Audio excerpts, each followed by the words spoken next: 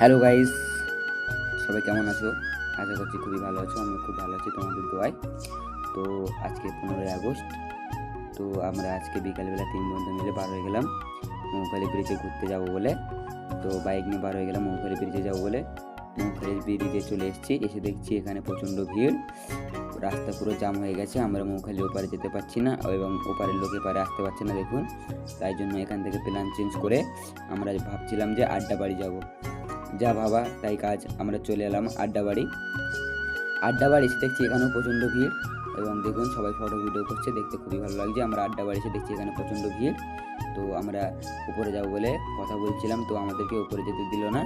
তো এখানে প্যালেস না পেয়ে আমরা চলে যাব জীবনতলায় একটা রেস্টুরেন্টে এসে আমরা 3 বন্ধু মিলে একটা করে লেগ পিস খেয়ে নিলাম। লেগ পিস খাওয়ার পরে আমরা চলে যাব চায়ের দোকানে যাওয়ার পরে আমরা একটু করে চা খেয়ে নিলাম।